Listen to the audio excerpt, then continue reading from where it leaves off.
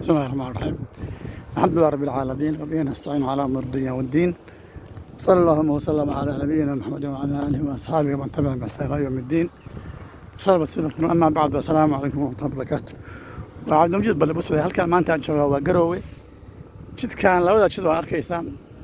Runtii waxa weeye waa jidka galaya magaalada Garowe gudaheeda ee meesha ku leexda jidka aadiga Laascaanood ama Tukarraqi halka aadaya. wadadii Shiinuhu ay dhisteen weeye halkaana waxa ka yaala magaalada markay waagaas waxaan garanayaa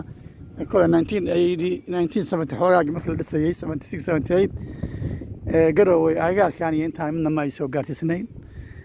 meel fog oo xagga toga iyo u dhowbay magaalada ku wakeeda ama ku joogtay haddana waa kan magaalada waxay soo gaadhay ma sha Allah meeshii kala beerka wadadii macnaha u kala leexanisay Laascaanood u leexanisay iyo Garowe galaysa meesha Shiinuhu ku kala leexiyay weeyaan meesha tan marka meel taariikhi runtii wata magaalada way dhaaftay marka xaggaas ay jira magaalada waxay jirtaa xagga Boortile markii loo baxay si jira magaaladu waa taasoo ma sha Allah waa weynaatay ilaahay mahadi waxa ku tusaysaa horumarka magaalada runtii ay sameysay xagga maartay dhismaha dhinaca waxa kaga yaala hoteelkan waxa la yiraahdaa Galad ayaa la yiraahdaa waa hotel isaguna ma sha Allah halkan maartay hoteelada waaweyn ee magaalada Garowe kamid ah ee lagu dago marka waa taabirahana u dhaxeeya marka wadadaas wadada Laascaanood iyo wadada maartay magaalada Garowe gasha oo kala yihiin labada wado marka calaamada lagu sameeyay waagi hore wata halkaas waa xoolo way baabaaday laakiin tan ayaa ka dambeysay oo la sameeyay oo waata markii ay ka timaado xagga Garowe baa waxa la yiri Gaalkacyo iyo Laascaanood bi kala aadaysa wadada Gaalkacyo iyo Laascaanood ay kala aadaysa marka waata magaaladii aad aragtaan meeshii jirada ahayd way dhaaftay magaalada xaggaas u dhaaftay waliba ilaa buuraha xagga bay magaalada sii gaadhay adduunyada marka waxa weeye maalin way koraysaa laakiin waxa aan la arahay runtii anaga maqan Soomaali guud ahaaneed magaalooyinku way dhismeen laakiin dawladda guud ee Soomaaliya ka dhaxaysay iyo ismaqalkii iyo kala dambeyntii ayaa Soomaaliya wali burbur ku jira oo aan ka naxsanahay runtii wala dagaal sokeeyay qabyaaladii nooc walba ayaa ka socota waddanka Soomaaliya dadka Soomaaliyeed waxaan ka codsanayaa kuna boorinayaa in Ilaahay uga laabano wax baanta jira Soomaaliya meel Soomaaliya ka jira khaasatan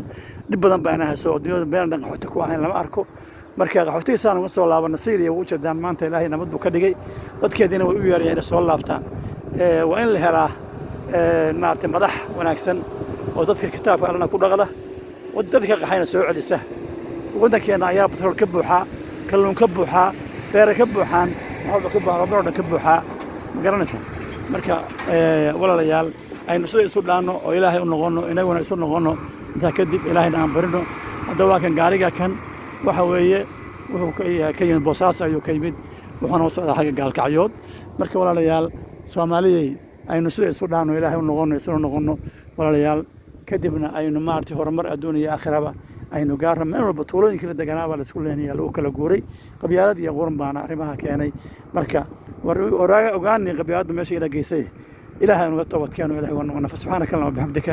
ashhadu an la ilaha illa anta astaghfiruka wa atubu ilaik wa salaamu alaykum wa rahmatullahi wa barakatuh maanta waa 17 bisha December 2022 weeyaan